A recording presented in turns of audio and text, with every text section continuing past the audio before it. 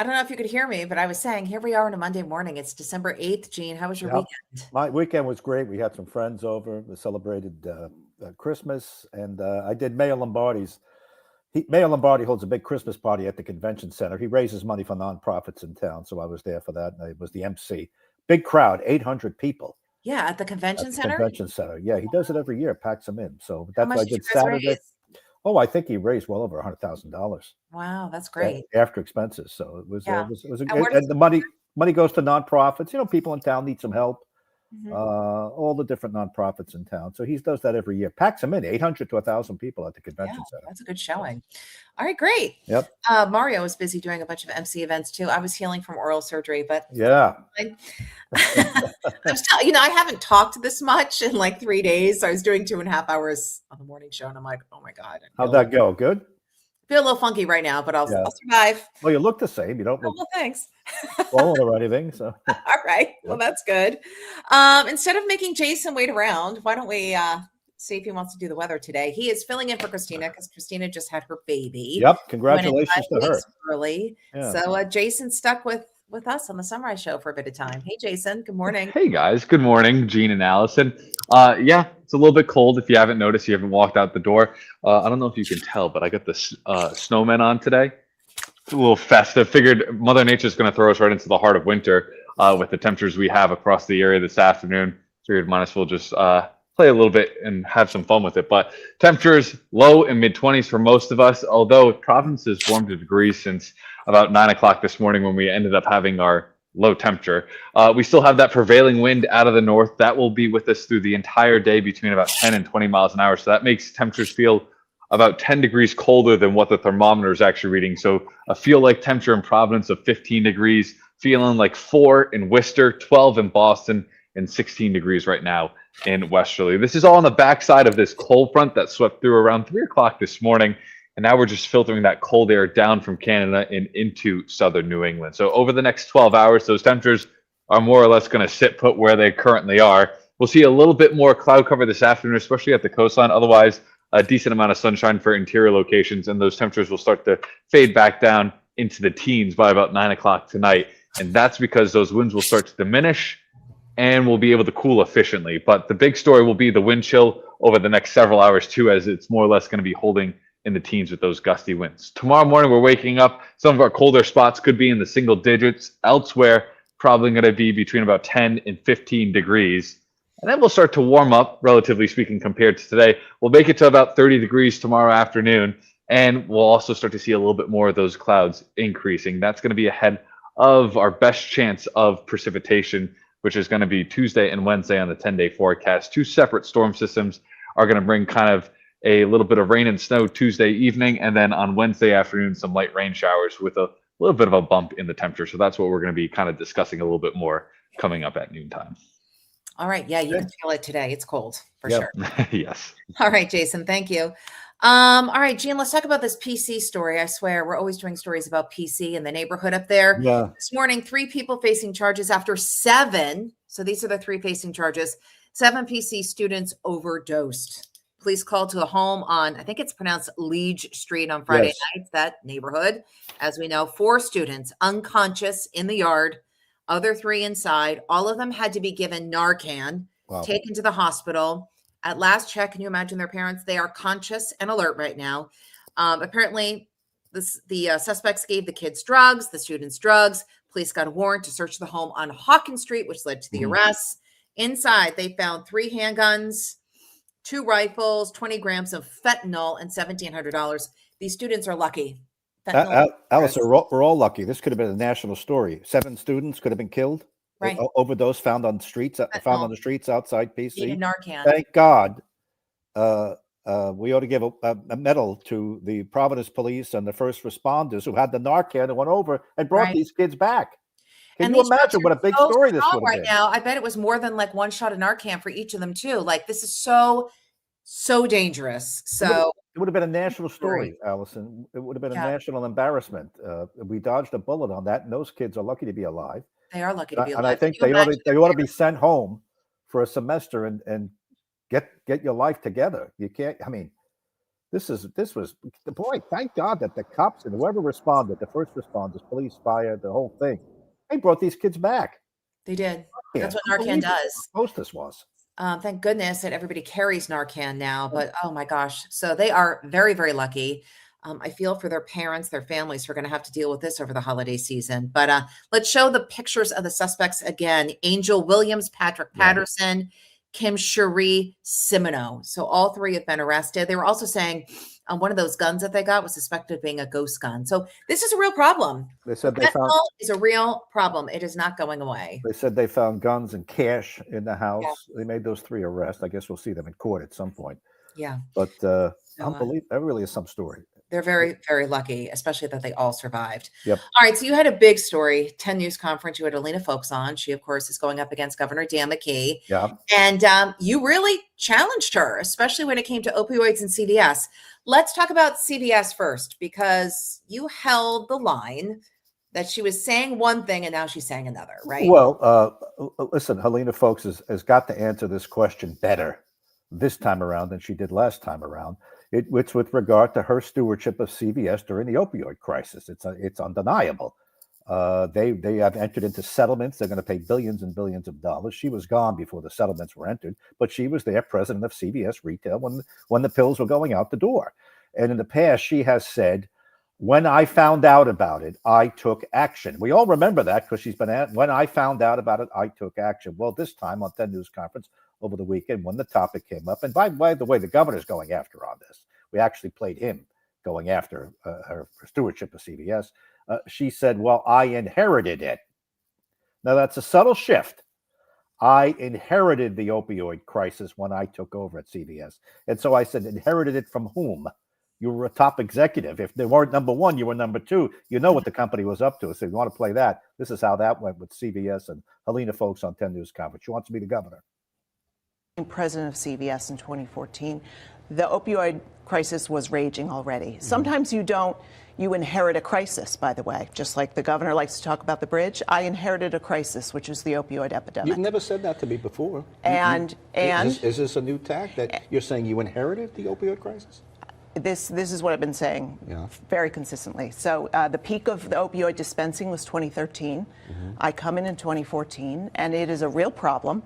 And under my watch, we have almost a 40% reduction in opioids dispensed. Well, it's a subtle difference. It's a subtle difference. But it wasn't like she just came to CVS. No, Alison, she was a high-level CVS person. She knows exactly what the company's up to, enough so that they make her in charge of the whole thing. And it's a subtle distinction. As soon as I found out about it, I took action. I inherited it. Well, if you inherited it, then you inherited, you're blaming somebody else. But I don't know if that's going to fly here because Helena was in the midst of the team, if not leading the team. So that's how she has refined the answer. And she did clarify that word inherited is the same word that Governor Dan McKee uses when he talks about the Washington Bridge. Yeah, in his case, it may be more. He did inherit it. He did inherit the bridge. That bridge existed long before him, and Peter Alviti was put in place by Governor Raimondo, not by him. Right. So he kept Peter Alviti on, though. He did. So although she says she will fire him. That's the first thing she'll do. Oh, she did. Office, she said she'll get rid of Peter Alviti. So we also asked her about here's another thing when we went back and forth. We found out just last week that Gina Raimondo has been appointed to the board of Costco, the big retailer that everybody wants, right? And Helena Foulkes is already on the board. Now, these things just don't happen.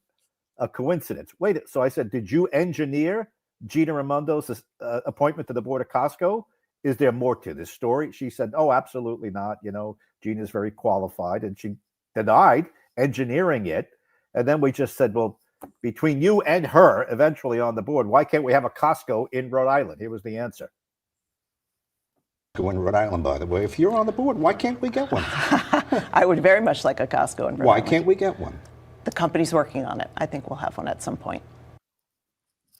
Okay, so I'm hearing Seekonk is getting one over by where their new Whole Foods is going in. We're still trying to nail that down. But I heard that from you. Yeah. So I think it's true. We haven't confirmed it yet. Right. But yeah, you would think Rhode Island with a former governor and a potential new You would think both of them on the board. Well, the thing has been liquor sales are a big part of Costco's operation. When you go to one, there's a separate liquor barn right there, and it's a multi-million-dollar operation for them. Here in Rhode Island, they can't have that liquor barn because we have a tough liquor lobbyist. The liquor stores want control of that. They're going to let Costco sell liquor. So I don't know if they're going to work out a deal or whether because they've got these two women on the board now, Rhode Islanders, are they going to overlook that and say, just open it, we'll be happy selling shirts and coffee and everything else. Let's be clear for people listening. Like, why would somebody want to be on the board of a Costco? Well, first of all, it's a for-profit, so you're going to make money. Yeah, you get paid. It's a multinational corporation. It's a respectable corporation. It's a prestigious appointment. But I just can't believe that Helena and there's Foulkes, not that many people on these boards in the scheme of things. Well, she was. I just can't believe Helena must have been as surprised as we were to see. Guess who's going to be sitting next to you in that boardroom? Gina Raimondo. Gina Raimondo. She did say she talks to her. She did say she talks to her. But she also didn't say that she was in her camp necessarily. Well, I said, is Gina with you? Because this is like a coincidence. You're on the board. She's on the board. Is Gina with you? She's like, she said, I don't know, but we do talk. And where does that leave Shikarchi? Because Shikarchi was Gina Raimondo's campaign manager. Now, just the other day, it sounded like he was opening the door a little bit to running. I don't know if that's going to be closed now or whether this whole thing has anything to do with it. But we did bring it up, and I did press her on that. So it's a good interview. 1 year ahead, aren't we? Yeah, good interview on Turn to 10. It was a great interview. Yeah. 10 News Conference on turn-to-10.com. Talked about How many times would you say you've interviewed her now over the years? Like a half a dozen? Maybe half a dozen. I did the debates. I had her on 10 News Conference either once or twice, on the radio once, approaching that. Oh, that was an interesting point she made too about the debates, that she felt like they were too late by the time she jumped into the race. That might be a legitimate. I agree. That's a legitimate. Yeah, got a lot of traction after the debate, but so many people had already voted. So that whole idea, that really, I was listening to that whole idea of the debates either need to be moved sooner or the deadlines for mail-in and absentee voting need to be pushed back or something, because people had already voted and then changed their minds after they heard the debate with you. So legitimate, especially, legitimate concern. She beat Governor McKee day of voting. Yeah. That's significant. He beat her with early voting and mail-in ballots. Right. So if those debates are held a little earlier, that could be dicey for McKee. Listen, McKee's not in a good position. His numbers aren't great. He's got the bridge thing hanging over her. He is desperately trying to, make as much of this CVS opioid thing as he can. We'll see. He was happened to be at the Mayor Lombardi's, the nonprofit fundraiser, and he seemed in good spirits to me. He seemed in good spirits. So. Everything's going to change if Shikarchi jumps in, though. Everything's going to change. Yeah. So we'll see. But I don't know, Allison, with this whole Costco thing. No. Wait a minute, hold on. Right. Now I'm thinking no because of former Governor Raimondo. So interesting. Mm-hmm. Let's see what happens. We still have a ways to go. Yep. All right. So you talked about the Johnston event. So he raised about $100,000. Oh no, it's another one. A special yearly tradition helps families to get more into the holiday spirit. Sorry, North Providence to Johnston, one or the other. The Autism Project hosted this is a big thing now nationally, sensory Santas, because so many people have been diagnosed with autism. So it's a controlled environment. This was nice that the police jumped in for this. Police officers jumped in serving as Santa's elves, helping to pass out toys. On the way up, families were offered a cup of hot cocoa from Neuro Brews too. So we're seeing more and more of this. This is becoming a little more mainstream, which is great for special needs kids. I've got pictures of our kids frightened to death of meeting Santa. Santa, the Easter Bunny. Right? It's not an enjoyable. Not always. Experience. Not always. No. And then this is a quick thing. Christina had her baby, and a lot of people. Well, congratulations. I know. Did she go early? Did I hear you say she went 5 early? weeks. 5 weeks early. So last Thursday during sunrise, she had a little bit of something happened, and she's like, "I'm okay. I'm okay." I'm like, "There is no way you're making it to January." She's like, "I hope not." Yeah. And sure enough, so this is Roman Francis Randall. How do you spell Friday it? morning. R-O-M-A-N. Roman. Roman as in Rome? Uh-huh. Rome, R-O-M-A-N. I've heard Ronan, R-O-N-A-N. No, not Ronan like Succession, but Roman. Roman. Yes. Very strong name. Strong name. I love this name. 9:30, 6 weeks early. Sorry, 6 weeks early. 5 pounds, 7 ounces though. So he's still in the NICU, and this is very Rhode Island. Her nurse, Jason Doris's wife, you Jason was serious? with us. That's his wife was the NICU nurse, and her OBGYN, her doctor, she went to college with undergrad. That is Rhode Island. So there you go. Yep. So there you go. Mom, Roman, and Dakota doing just fine Yeah. this morning. I posted this on my Channel 10 Facebook page. Gosh, over 1,000 people within like 20 minutes were really excited about that. I think people feel like they're part of the family, which is nice, especially when everything's going AI and digital. It's nice to feel like real people have real connections with the community. So, Well, the baby looks great. yes, Baby 5 looks pounds, healthy 7 and ounces. So looks good. okay. Yep. So they're looking forward to that. Her mother moved closer to home. She's from Massachusetts, but her mother moved down by you, East Greenwich. Oh, okay. So she'll have some built-in family supports too. So that's all I got today. It was really kind of a quiet weekend. I went up to Vermont to just lay low. Yeah. 7 inches of snow up there, cold. Wow. Already. A lot different from here. Yeah. So I want to see the Kennedy Center honors when they come on CBS on the 23rd. By the way, there's no rush to get these things on. It was yesterday. Yeah. The president was the MC and the host of the Kennedy Center honors. Kiss got it. Gloria Gaynor, the Disco Queen. Sylvester Stallone, George Strait, and the president was the MC and the host. So I'm curious to see this thing at the Kennedy Center. CBS records it. Watch that. Yeah, CBS records it. It's going to air on the 20th. Oh, and that's something else. The Netflix deal is huge. Big story. Media story. I mean, wow, what a market share at this point, huh? Well, it's vertical integration, right? They want to make the movies, distribute the movies, then put them on their streaming service, and maybe some stuff they'll make just for them, and then distribute. So they want to control the whole thing. Netflix is a behemoth. It's the behemoth that ate Hollywood. However, there's a little fly in the ointment over here. Paramount, which is run by the father and son team of Larry and David Ellison, the Larry Ellison, the richest man in the world. They just bought Paramount. CBS comes with Paramount. They wanted Warner Brothers, and they're not happy that Netflix is getting Warner Brothers. They're talking to the White House, and they're looking for the president's help to intercede this. He was asked about this at the Kennedy Center. Will you intercede on behalf of the Ellisons? He's tight with the Ellisons. The Obamas are tight with Netflix.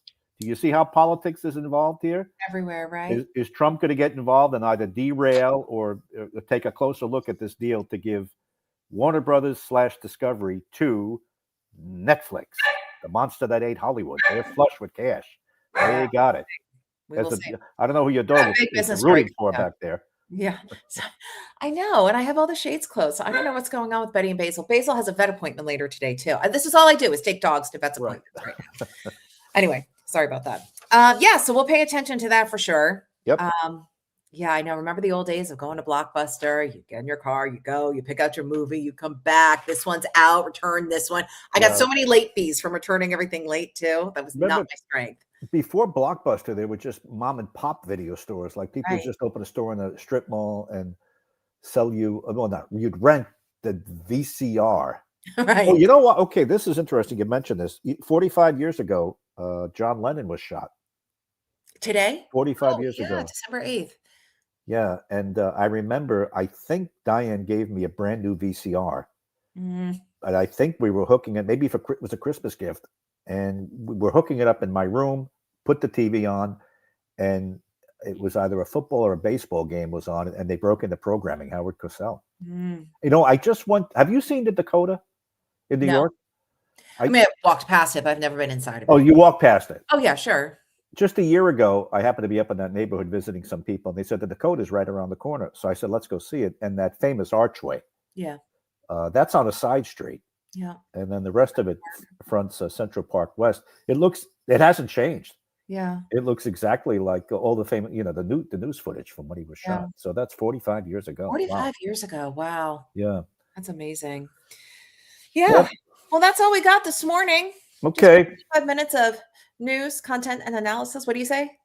Ciao for now. Ciao for now. Okay. See you on the news. Bye, Gene. All right. Bye.